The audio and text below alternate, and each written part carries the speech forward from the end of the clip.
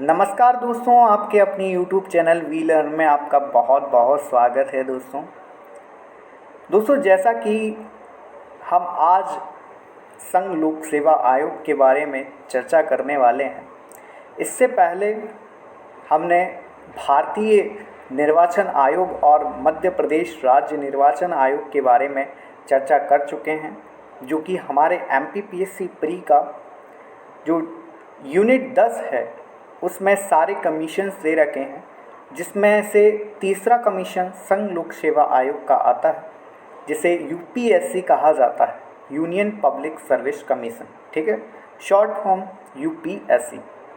तो दोस्तों एक रिक्वेस्ट है आपसे, अगर आपको हमारी वीडियो थोड़ी सी भी पसंद आए तो प्लीज़ हमारे चैनल को सब्सक्राइब बिना ना जाइए और वीडियो को स्टार्ट से एंड तक देखिएगा।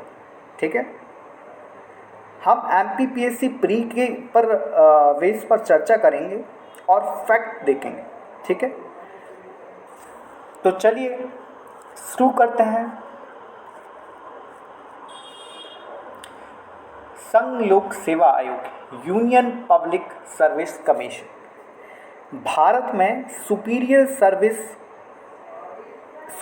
सिविल सर्विस के संबंध में लॉर्ड ली की अध्यक्षता में 1924 में एक कमीशन ने, रॉयल कमीशन जिसका नाम था, उसने एक रिपोर्ट प्रस्तुत की जिसमें कहा गया कि लोक सेवा आयोग की एक स्थापना की जानी चाहिए, गठन किया जाना चाहिए लोक सेवा आयोग का।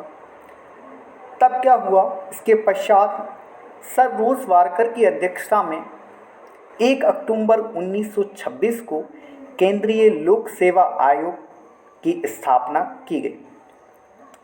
ठीक है, अब स्थापना हो गई, केंद्रीय लोक सेवा आयोग की स्थापना 1 अक्टूबर 1926 को हो गई। ठीक है, 1 अक्टूबर को हो गई। इसके बाद इसका नाम चेंज कर दिया गया, भारत शासन अधिनियम 1935। भारत शासन अधिनियम 1935 को आप सभी जानते होंगे। इस अधिनियम से हमारे भारतीय संविधान में कई उपबंध लिए गए हैं। इसके तहत संघीय लोक सेवा आयोग, ठीक है, संघीय लोक सेवा आयोग की स्थापना की गई 1 अप्रैल 1937 को। ठीक है, किस अधिनियम के अंतर्गत की गई? भारत शासन अधिनियम 1935 के अंतर्गत। ठीक है, फिर इसका नाम 26 जनवरी 1950 को, 26 जनवरी 1950 में गणतंत्र दिवस पर इसे संघ लोक सेवा आयोग UPSC कर दिया गया। पहले क्या था? संघीय लोक सेवा आयोग था 1937 में। 1 अप्रैल 1937 में इसे नाम चेंज करके संघीय लोक सेवा आयोग कर दिया था। ठीक है, फेडरल पब्लिक सर्विस कमीशन। फिर इसके बाद यूनियन पब्लिक सर्विस कमीशन 26 जनवरी 1950 को गणतंत्र दिवस के मौके पर इसका नाम परिवर्तन कर दिया और वर्तमान में आज UPSC है। ठीक है, यह एक संवैधानिक संस्था है। दोस्तों हम हमारे पिछले लेक्चर में संवैधानिक शब्द से परिचित हो चुके होंगे, अगर आपने हमारी पहली वीडियो देखी हो। संवैधानिक संस्था यानी होता है कि जो संविधान में वर्णित है, अर्थात हमारे संविधान में जो अनुच्छेद हैं, उन अनुच्छेदों, जो आर्टिकल हैं, उन आर्टिकल के आधार पर इस संस्था की स्थापना की गई है। इसलिए इसे संवैधानिक संस्था कहते हैं। एक होती है विधिक संस्था, सांविधिक संस्था होती है, या सांविधिक निकाय होता है। ठीक है, उसे विधि द्वारा लाया जाता है। इसमें एक सदस्य होता है और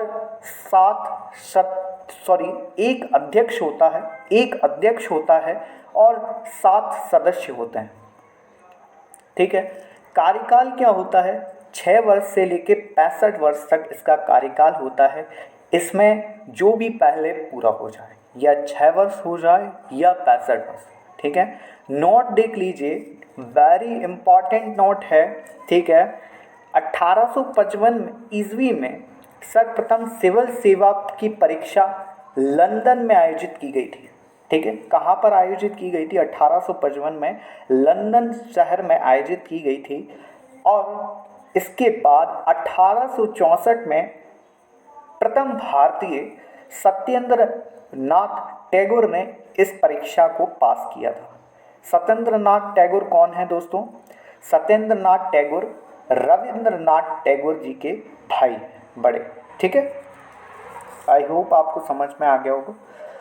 चलिए आगे बढ़ते हैं।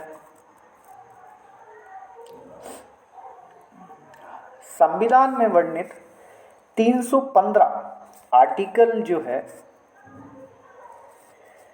315 से 323 तक भारतीय संविधान में संघ लोक सेवा आयोग की चर्चा की गई है। अब दोस्तों आर्टिकल भी बहुत इम्पॉर्टेंट होते हैं। अगर आपने प्रीवियस ईयर के पेपर देखे होंगे पीएससी के, तो आपको आर्टिकल पर चर्चा, आर्टिकल के बहुत सारे क्वेश्चंस आपको मिल जाते हैं, ठीक है। तो आर्टिकल 315 में क्या कहता है, संघ और राज्यों हेतु एक लोक सेवा आयोग का गठन किया जाएगा, ठीक है।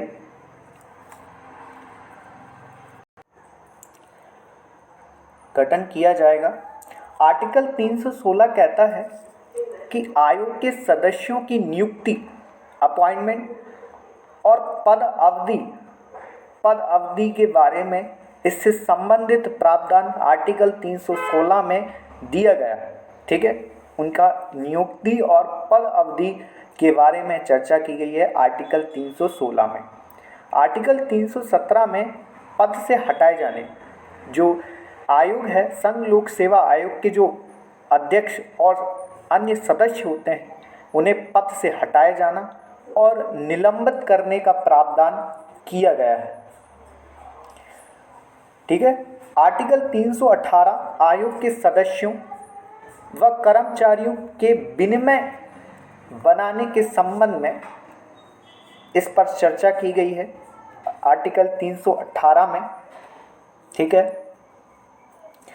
नेक्स्ट आर्टिकल देखिए, आर्टिकल 319 दोस्तों, आर्टिकल 319 भी इसी संबंधित है, ठीक है। आर्टिकल 320 आयोग के कृत्यों व कार्यों के संबंध में है। ये बहुत ही इम्पॉर्टेंट आर्टिकल है 320, याद रखना। संघ लोक सेवा आयोग के जो सदस्य हैं, उनके कार्यों के संबंध में दिया गया है ये आर्टिकल, ठीक है। याद करना दोस्तों, है ना। आर्टिकल 321 में कृत्यों के विस्तार करने की शक्ति प्राप्त है।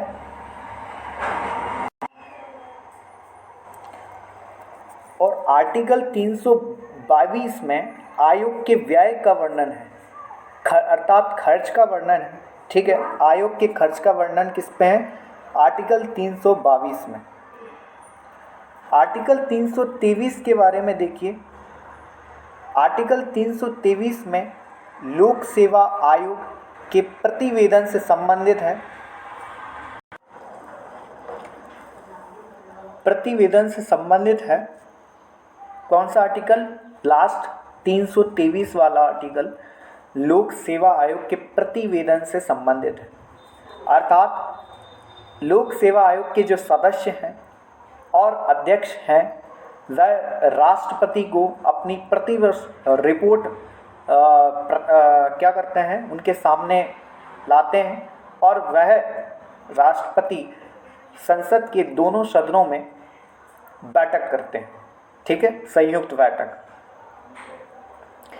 इनमें से सदस्य ऐसा होना चाहिए, संघ लोक सेवा आयोग के जो सदस्य हैं, मेंबर्स हैं, उन्हें कम से कम आधे, जैसे 7 सदस्य हैं, 7 सदस्य में से 3-4 लोग ऐसे होना चाहिए जो कम से कम 10 वर्ष का अनुभव रखते हैं।